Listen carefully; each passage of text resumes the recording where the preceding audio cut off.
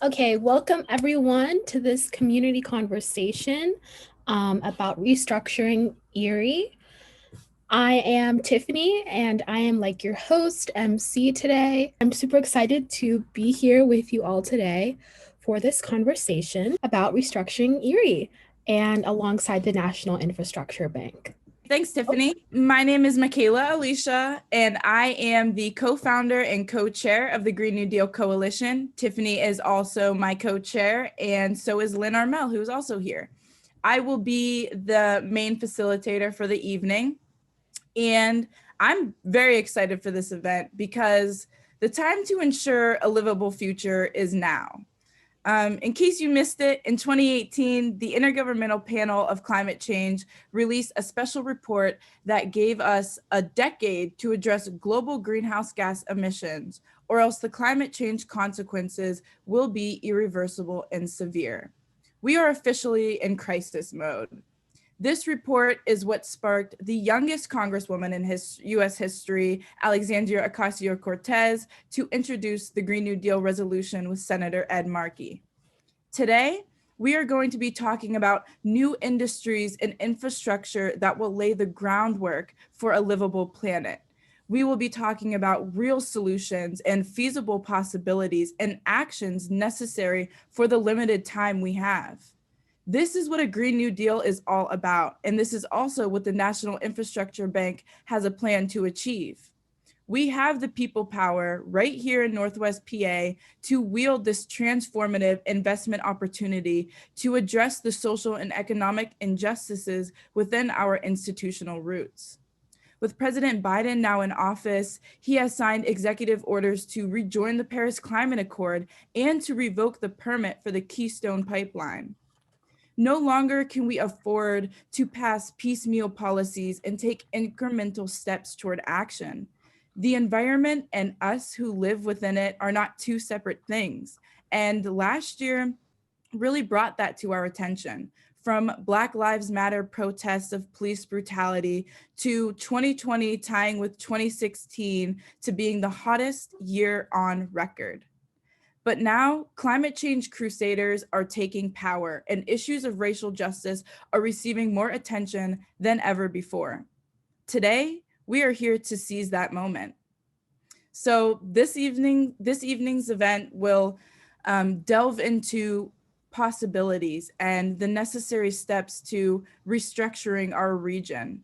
But these prospects that'll come from our presentation and from our breakout groups are only feasible with people power. They're only feasible if we have the will and if we have the leaders who are willing to take the leaps we need to grow our community and ultimately save our planet. So, without further ado, I'm here to learn too, and we've been looking forward to this presentation for months, ever since the Coalition for a National Infrastructure Bank joined us in our December roundtable, which if you missed that roundtable, you can find it on our website. Tonight's presentation will be led by Alphecca Muttardy, macroeconomist and board advisor for the Coalition for a National Infrastructure Bank. And Alphecca is also the economic lead for Our Revolution Northern Virginia. After Alphecca's presentation, we will also have really dynamic breakout group discussions, and we will go over those after Alphecca's done. So I will hand it over to her and she'll share her screen and let's get to it. So I'm going to bring up some slides if that's okay. So my name's Alphecca Muttardy, and I am a macroeconomist. Actually, I worked for 25 years at the International Monetary Fund. Since retiring, I've been sort of a macroeconomist pro bono at large, mostly for the Coalition for a National Infrastructure Bank. But because of my previous, life, what I do is spend a lot of my time looking at budgets and seeing, for a living, what we did was to look at policies and then see which policies could make economies grow, but we could also fit them through the budgets so that we would not go financially off track or anything like that. So that's kind of the presentation I'm going to give you today is kind of coming from that point of view. And I was actually introduced to this idea of a national infrastructure bank by some historians. And then I got on board and did my little economic contribution to the thing. What I'd like to talk to you today about is our bill, HR 6422, to create a national infrastructure bank, how this NIB would work without recourse to the federal budget, and how it's especially sized to cover all of our infrastructure needs everywhere in the country. And then I'll talk a little bit about the current overlap between our NIB to fix infrastructure and the Green New Deal objectives. And then talk about cost and effectiveness in meeting Green New Deal objectives to reduce CO2 emissions, since that's what we're all about. And we want to make sure that that actually happens, that it's not it's not just an aspiration that we have, but we actually get across the finish line to do that. And then we want to talk about different strategies for taking this through the political mill that we call our Congress and our government, and then how we can help to develop economic policies in Erie and develop a whole region's economic development, and something about what our spending for the bank will do for the economy and for productivity and so forth. And then finally, how you can help in Erie, because as your previous speaker said, this is a grassroots effort. It's feasible if everybody gets on board. And this is really one of those things where, yes, you can. If we all get together and everybody lifts a little piece, we can get it done. So, so without further ado, we have last year introduced into Congress a bill, HR 6422, to create a national infrastructure bank. It was introduced into the 116th Congress, which ended in December, so it'll have to be reintroduced into the new Congress, and we're working on that now. We have assurances from the main sponsor, Danny Davis of Illinois, that he will push for reintroducing the bill. And right now, we're really looking to make it bipartisan to see if we can get Republicans to come on board and to get their support so that we can get it across the finish line. So that's where sort of we are at on our timetable, but I'll come back more to that in just a bit. So you might be surprised to know, I did not know this actually before the historian told me about this, but we've had 4 infrastructure banks in our nation's past. The first bank was the first bank of the United States that was enacted and developed by our first Secretary of the Treasury, Alexander Hamilton. Not the same guy that's in the play, but actually he was on this side job, he was a great economist and a really free roving thinker. George Washington totally backed him up on this idea because we wanted to get out from underneath the thumb of the British even after we won the American Revolution, and we needed to build manufacturing centers and become, actually moving towards industrialization in the United States. Then we had a second bank in the United States under John Quincy Adams. A third set of banks under Abraham Lincoln. Actually, Lincoln he ran on a platform of implementing a third bank of the United States. Then this niggly civil war came along. Then he had a banking crisis. And so what he did was he built a new national banking system whereby all the banks had to get a national charter in order to operate. And the process by building those banks was the same as Hamilton's first process. And he built things with those new banks like the Transcontinental Railroad. And then the fourth iteration was Franklin Delano Roosevelt's Reconstruction Finance Corporation. Now, many of you are calling your new impetus the Green New Deal, thinking that it was after the idea of FDR's New Deal, and it was. But you would also be surprised to know that all of those alphabet soups that hired people to go out and build projects all across the United States and put people back to work were actually financed by this huge bank called the Reconstruction Finance Corporation, which was so big, it was bigger than the federal budget.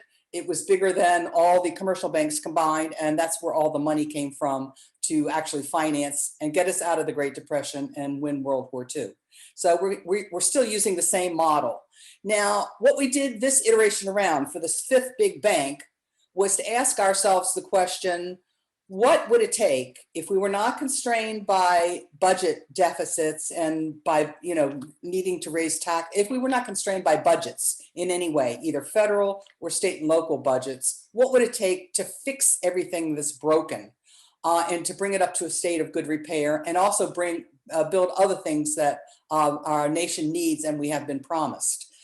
So we went for this estimation to the American Society of Civil Engineers, ASCE, who in their 2017 report card said we need over a 10-year period, $4.6 trillion to fix everything. And that is in these categories: road, bridges, water, schools, dams, airports, passenger rail. These are the kinds of things that ASCE normally covers.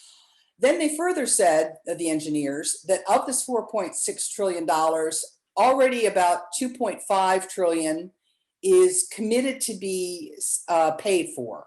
And the commitment comes from the federal government, which pays for about a quarter, state and local governments, which pay for the other 3/4. And then there's some small amounts of private financing of things like airports and some other, we call them public-private partnerships, or P3 projects, in this mix right now. So that's committed spending from a few years ago. But then the engineers went on to say that of the 4.6 trillion, definitely 2.1 trillion is not funded by any means. And you could see going down here what these large numbers are. That means that we need an extra, above the budgets, we need an extra 1.1 trillion for transportation, and then another trillion for all these other components. However, last year, the engineers came up with updates on their 2017 report card. That's these numbers over here in bold. They did a new update for roads and bridges and mass transit, which was about the same as the last time. But they really upped the estimation for the gap for fixing water infrastructure. That includes drinking water, wastewater, and stormwater. And you see that it went up by a factor of 10. And while we ask them about this, our thinking is that they've now decided they just need simply to dig up every single water pipe in the country because they're either breaking or near ready to rupture, or they're so old that they may rupture, or they have serious water quality problems in delivering the water, especially lead in water, which I'll say something about in a minute. So that's another trillion that we need for that. And then they were about sort of on the same money for refurbishing the electricity grid. Now, in addition to what ASCE covers, we also wanted this bank to cover affordable housing, at least 7 million units of affordable housing across the country. We also wanted to cover high-speed rail. So we actually went to the railroad folks and asked for estimations of different legs in the whole network in the country and how much those legs would cost. And then we wanted to have affordable broadband delivery, both in rural areas and intercity areas that are not served. So we want to do the construction to deliver the broadband, but we also have to have some kind of subsidy components in there to make it affordable so that everybody can afford it and they can get all the equipment that they need for schooling and that kind of thing. And then we threw in a renewable energy grid overlay, which the Department of Energy had a really nice study on. That's their forecast for that. And then we wanted to have some large water projects to even out our water supply. We have too much water in some areas, like along the Missouri River where it floods, and then not enough in other areas like Arizona and that kind of thing. So altogether, that now brings our price tag to fix and build out infrastructure up to $5 trillion. We think that spending $5 trillion will create up to 25 million new great paying jobs.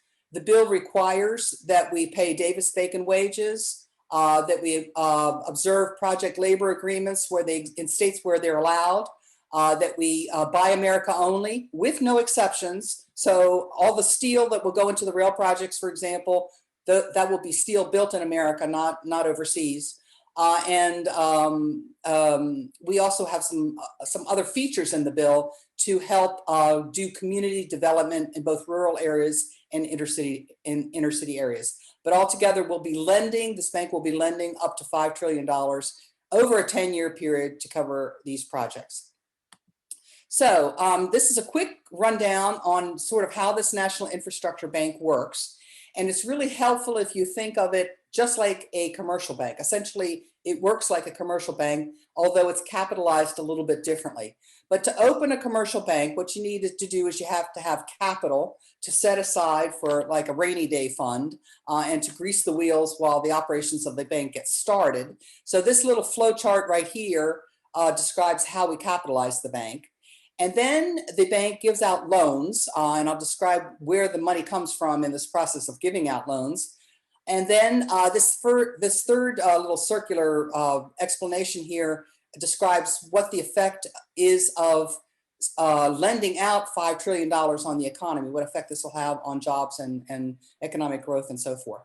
So to go back to this first circular path right here, what we've done is to formulate this bank just like Alexander Hamilton's first bank, where we're going to capitalize it with private sector holdings of existing treasuries. People hold treasuries for long-term savings purposes in the public sector, and they could be in the private sector. They could be anybody from a state pension fund, a state workers pension fund. It could be a state's rainy day fund. It could be a corporation that just wants to own as an investment for treasuries. It could be even a foreign government. There's about $20 trillion in these treasuries outside of the government in private hands that we could use. And we only need about 500 billion of them to have the correct ratio of capital to lending. And so what we're going to do is ask these private holders if they would like to sell us for over at least a 20-year period, to sell us their treasuries into the NIB in exchange for an equivalent preferred stock in the NIB. So essentially they're investing in the National Infrastructure Bank. The preferred stock would pay an extra 2%. That's to entice them to bring their treasuries in. That extra 2% stream will come off of the federal budget initially as mandatory spending, but then will be reimbursed by the NIB out of its interest earnings, so that this National Infrastructure Bank, with respect to the federal budget, is budget neutral, does not require new taxes like a gas tax or anything like that, and doesn't create any new debt or deficits. And the reason for structuring the whole thing this way is so that it'll be appealable to Republicans and will actually get the bill passed, because things are really stopped up right now in Congress and with a whole line of bills that are really increasing debts, and the legislative process is broken down a bit. So,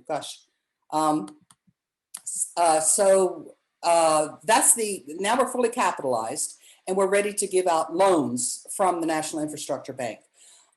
This bank, as I said, works just like a commercial bank. Anytime anybody goes into a commercial bank, you might be surprised to know that that bank actually creates money on the spot. It's part of its accounting feature. So when it grants a loan of, say, 10, it puts that loan of 10 up onto its assets, and then it creates a liability, which is a deposit in the borrower's name of 10, the equal amount, so that assets still equal liabilities. And when it creates this deposit to offset the loan, when you create a deposit, you're actually creating money. So that's where the financing for the projects comes from, out of this loan process. That's the normal process of commercial banks. Now, the interest rate charged on these loans will be about the Treasury bond rate, the lowest interest rate around. It'll be competitive with municipal bonds and those kinds of things. We'll have, it'll be sort of like a mortgage type package where the borrowers will be paying back over time, both the principal and the interest over time. But the interest earnings should be around a minimum of 80 billion a year. And with those interest earnings, We can cover the operational aspects of the bank, set aside for loan loss provisions in case there are any, and then importantly, pay back this dividend back to government through here so that this bank is budget neutral. We think the borrowers would be state and local entities. Why is that? That is because state and local entities own 90% of the nation's infrastructure, everything from roads, bridges, airports. The ports are owned. Ports that take in ships are owned privately, but the dredging features of the port are municipally. That's a municipality that runs them. They own transit authorities, those kinds of things, and of course they own passenger rail, which is the Amtrak system. So that they would be the principal borrowers for these projects, and by having them as the principal borrowers, they can ask for those projects which they desperately need for their own particular geographic areas, and it'll differ by geographic areas. The projects that'll be covered will be the same ones that were on the list that I just gave you on the previous slide, and we will be looking for those projects that return the highest economic benefit back into the economy.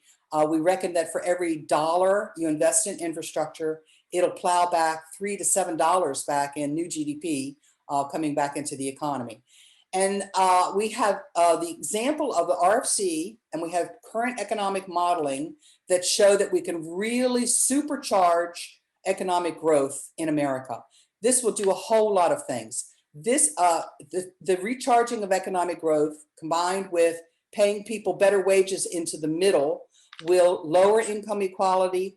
It'll really help to jumpstart the economy and restructure it. It'll restructure the whole labor market because you're now going out and spending $5 trillion, demanding to have and create 25 million new jobs, and that'll just bid up the request and the need for jobs, which will really improve the labor market, especially in the low end, the people that we really want to reach. We really know that as a result of last year's recession, that we've had a sort of kind of a K-shaped recovery where upper income levels have gotten back to work, or they're working from home. They're doing okay.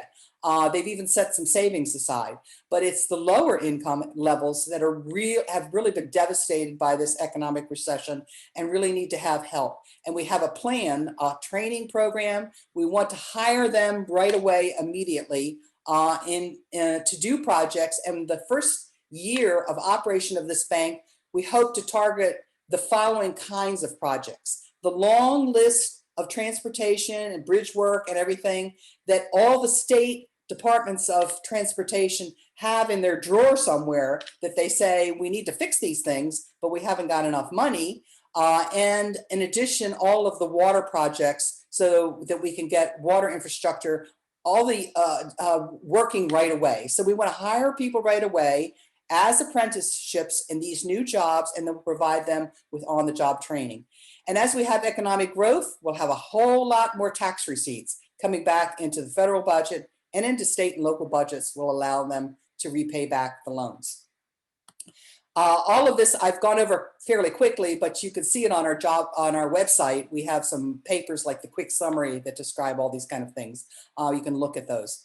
Now, there is a lot of overlap between your Green New Deal, as announced by Ocasio-Cortez and Senator Markey, I think, and this National Infrastructure Bank. So I wanted to describe these to you. First of all, the Green New Deal objectives were set out in this resolution statement that the introducer spoke about. And the objectives of the Green New Deal are to reduce greenhouse gas emissions worldwide and in the US to net zero emissions by 2050. So that's your target. And anything that we spend money on, we want to make sure that it really reaches that target. Otherwise, we won't have met the goal, and we know what the climate consequences will be. So the main means that are described in the Green New Deal to reach this objective are to convert all of the electricity generation, that is the electricity generators, into renewables, off of fossil fuels and into renewables, and to convert all the surface transportation to electric vehicles. So the second broad objective of the Green New Deal is to fix societal problems like economic inequality, racial injustice, creating high-paying jobs, ensuring clean air, water, healthy food as basic human rights, and forms of oppression. The third, those are two wonderful policy objectives, and we want to help with our National Infrastructure Bank to the extent that we can to meet those objectives. However, this policy objectives, as stated in the Green New Deal, is not yet costed out, and there are not, in addition, proposals for how it can be paid for. And as I've looked at the budget and bills going through the budget, now we're working on the stimulus bill, the Biden administration. This is the third or the fourth stimulus package he wants to pass. His first priority is to get $1.9 billion through both the House is going to be passing it this week, and then get it to the Senate and move it through the Senate with under budget reconciliation, that is essentially without any Republican support. Then as the second objective, the Biden administration wants to bring along its infrastructure slash parts of it climate change bill, which is not yet fleshed out. But just to let you know how this is going, we've been watching it blow by blow as the president has had meetings with senators and with Republicans and legislatures at the state level and governors. The basic bottom line is the senators are saying, you're asking for $2 trillion for the infrastructure slash climate change bill, and we would really like to start at around 200 billion, which was our 2019 plan for infrastructure. So that just goes to show you the spread. And this new bill, unlike the stimulus package, will need to have a proposal of a way to pay for it, because the stimulus package is being paid for under deficit spending, and this new bill will need to be paid for by raising taxes or by rolling back the maybe the 2017 Tax Cut Act or some other way, which is going to make it slow down. So there's both the amount that's in dispute and the way to pay for it, which is in dispute. Compare that to one costing of part of the Green New Deal that we did see. This was a DOE study, which by which a couple of MIT graduates said, let's go through all the scenarios of moving all cars and trucks quickly over to electric vehicles, and then adding on new generation capacity in the electricity sector. How much would that cost? And they came up with a costing to do it over a 15-year period, quickly at first and then slower a little bit later on, but over a 15-year period of $3 trillion. So if you're going to move forward with your Green New Deal, you'll have to find a way to cost it, to cost it and move bills through that'll get that done. So that just kind of shows you one of your hurdles. Now, how about HR 6422? How does it compare in objectives, meeting objectives? How does it overlap with the Green New Deal? Actually, 6422 will satisfy all Green New Deal objectives for clean water, clean air, building high-speed rail, modernizing the electric grid, creating 25 million new great paying jobs. The only exception that is not covered or not costed under that table that I just showed you earlier is this $3 trillion to move over the generators. And I'll come back to that when we get down to our strategies in just a minute. So this proposal is to create a bank whereby we have fully costed out what we need to do at $5 trillion, and we have proposed a way to pay for it, which is to create a bank that actually creates the money that is lent out. So it does not go back and take any spending from federal or state budgets. And it actually has, we hope, a chance of getting passed as a result. So let's look at now some alternative strategies as between the Green New Deal and the NIB. First of all, what we know is that our largest CO2 emissions, that's the target we want to reach, okay, come from the transportation sector, 28%, the electricity sector, 27%, industry, 22, commercial and residential, 12, and agriculture, 10. And then within this packet over here is cement, which apparently emits a lot of CO2. I didn't know, but we do have a fix for that. The fix for that is all the construction materials that will go into refurbishing infrastructure in the United States, rebuilding roads, laying down track, whatever it is, will be as eco-friendly as possible, and we'll try and give contractors and borrowing entities enough money so that they can buy, for example, CO2 sequestering cement. So that's how our input is going to help, hopefully, in that area. The second difference here between the NIB and the Green New Deal is maybe an emphasis on how we're going to reduce the CO2.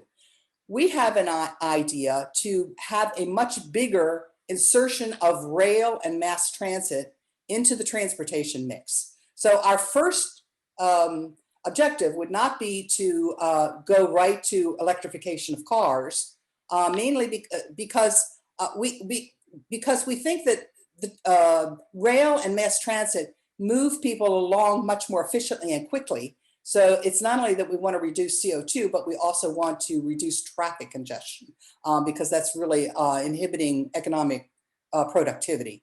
So what we know is that if we can insert rail and mass transit into the middle of the transportation mix, move more people by rail and mass transit, and take them out of cars and airplanes just for a certain mileage, like 200 to 500 miles type thing on the case of high-speed rail, and much more mass transit. I live in the Washington D.C. area. I live in Northern Virginia, and we waste gobs of gasoline just sitting in traffic with all the CO2 going up, and we spend billions of dollars in wasted gasoline sitting in traffic because it just goes for hours and hours and hours just sitting in traffic. And building toll roads is not helping.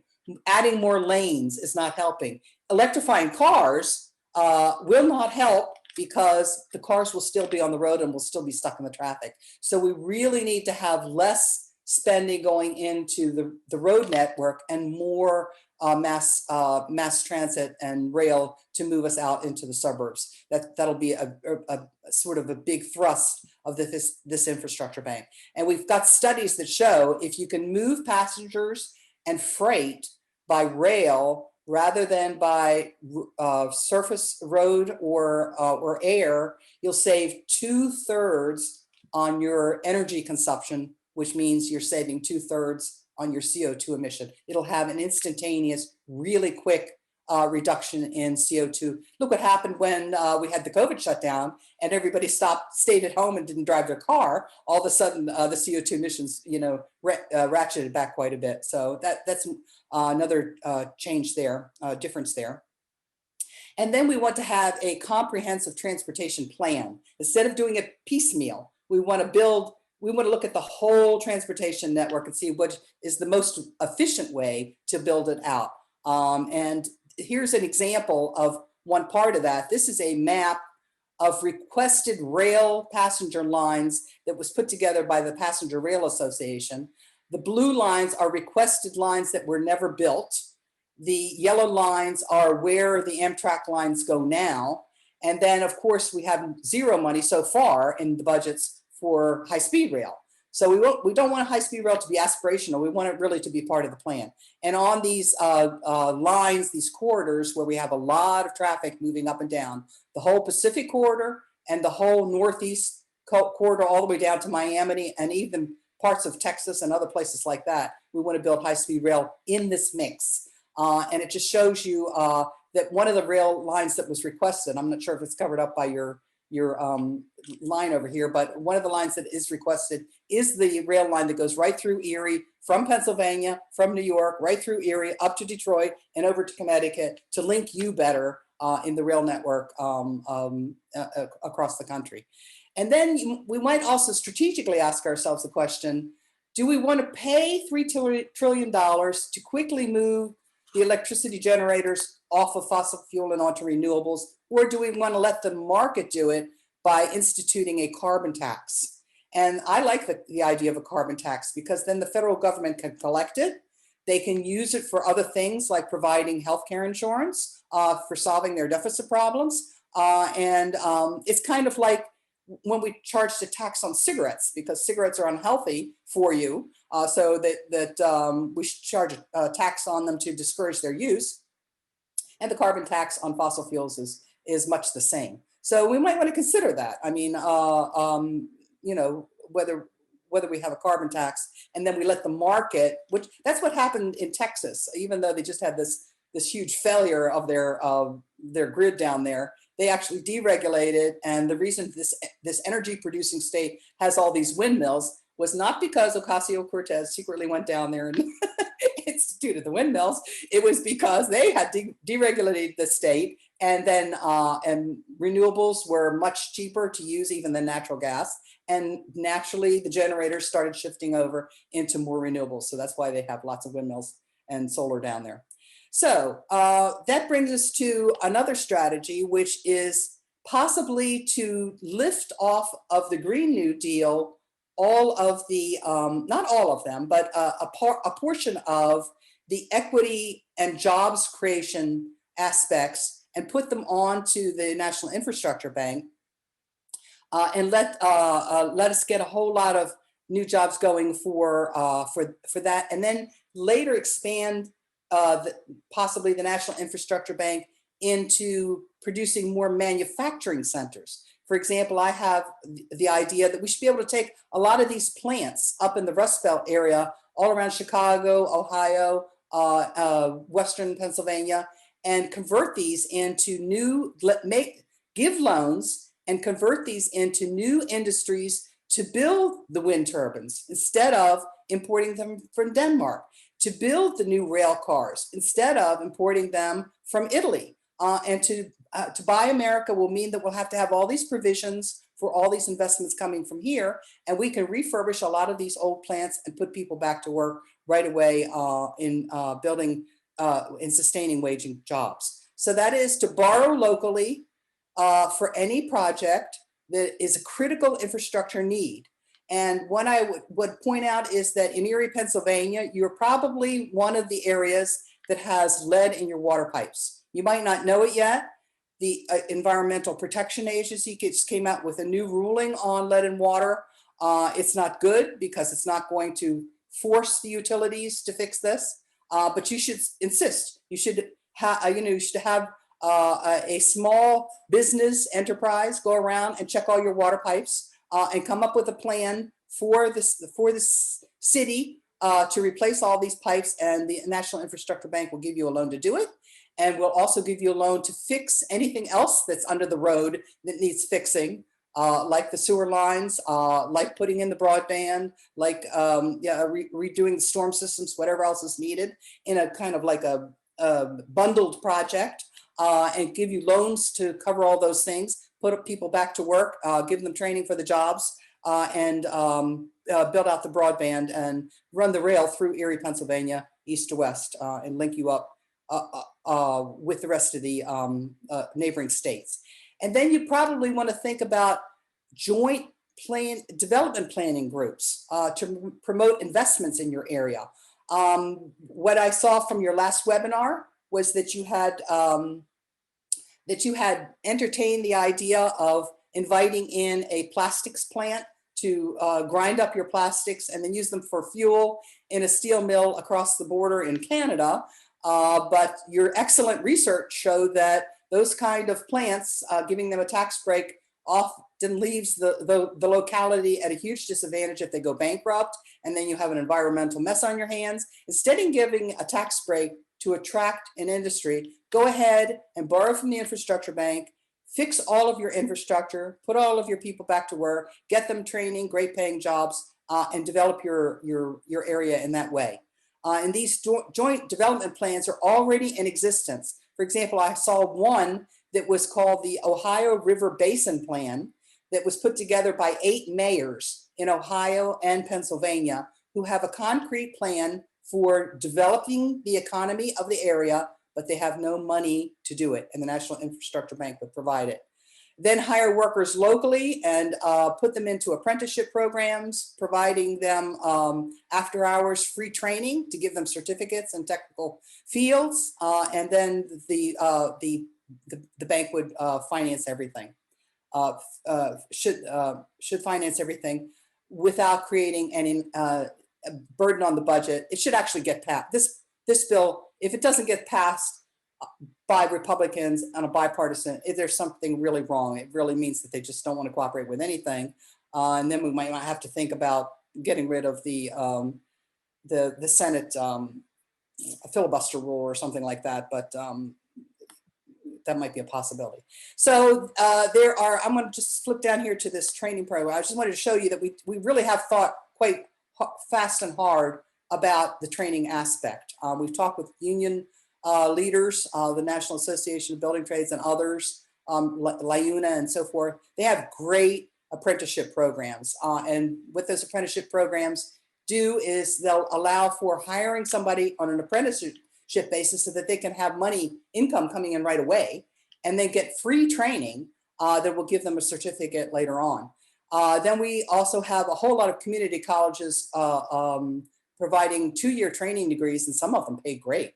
I mean, look at this one in West Virginia in electrical and power transmission, earns $80,000 in the first year. That's more than twice as much income as you get from your first year with a bachelor's degree. And a whole bunch of federal grants are going into those 2-year colleges. And then we have some localities like Los Angeles and Michigan who are connecting the dots to say what labor training is needed, workforce training is needed, and then putting people into schools specifically, have high schools in New York City that provide it. And then we want to also help the unemployed, of course, to get training and jobs right away. It's harder to get a job, of course, when you're unemployed or you were a dropout from the workforce. And we want to get them back. We want to use best training practices that really work to retrain workers. So I just wanted to show you that little slide there. So that brings us to how you can help in Erie and how we can make a kind of like a coalition effort between your Green New Deal and the National Infrastructure Bank to get the bank passed and then take some of the burden off of the Green New Deal objectives and actually get a bank going that provides infrastructure and can be extended later, honestly, just by making the bank bigger. That's what happened to the RFC when they saw how great the thing worked and they didn't have money in the budget to pay for other objectives. Then they kept making the RFC, the size of the RFC, bigger and bigger and bigger, and putting more things into it and taking them off of the budget. So if the Green New Deal by any chance runs aground, or if the Biden administration finds that Republicans are not cooperating in passing an infrastructure bill because they think it's too large, or they don't like certain parts of it, or they don't like the fact that it increases taxes, then they can come around and we can offer them up the National Infrastructure Bank to pay for everything that's not covered by the budget. So if you have we have lots more materials on how the NIB works at nibcoalition.com. We are also having a webinar on March 11, which will be posted up there, on how the National Infrastructure Bank can promote manufacturing in Rust Belt areas in particular. So you might want to take a peek at that webinar presentation. If you have any questions or you would like another presentation to another group, we're always ready to do it. That's the phone number to call. As you say, this is a grassroots campaign. This is a campaign where everybody can, yes you can. And this is the way we found that really works, okay?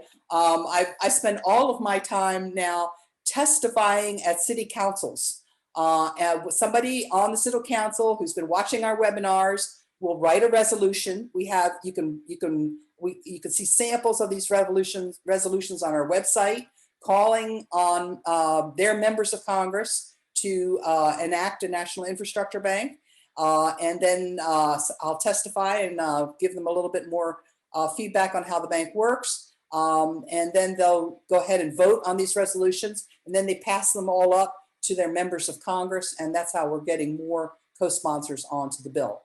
So it really is an effective process. And now that there's a bill introduced, which will pay for everything and define everything and the costing of everything, then you've got something a handle to reach back on, that you can ask your members of Congress to get started on fixing our nation's infrastructure. Or you can call them directly. You can have meetings with them.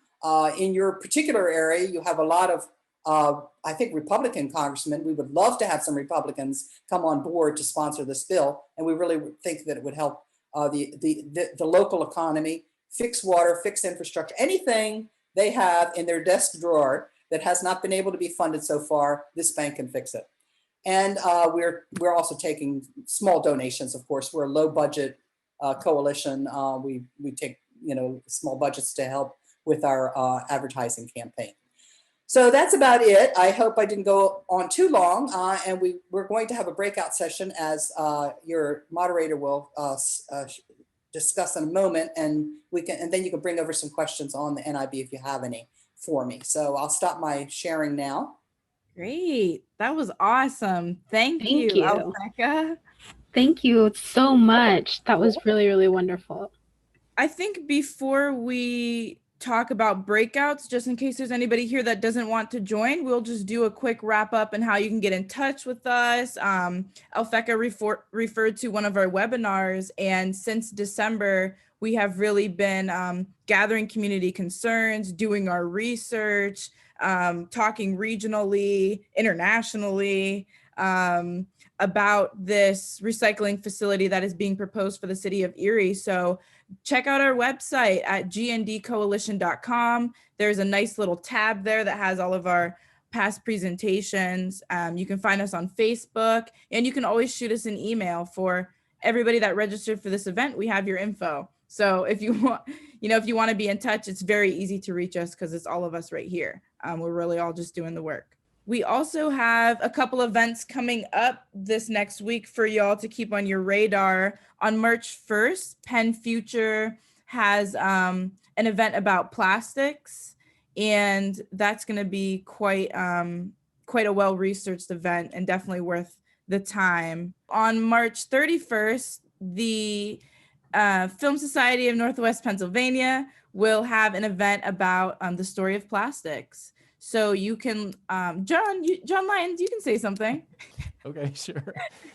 So if you make a donation through our website now through the 31st, we will send you a private link to view this documentary, which covers all aspects of the proposed plastics plant and the false solution of plastics recycling.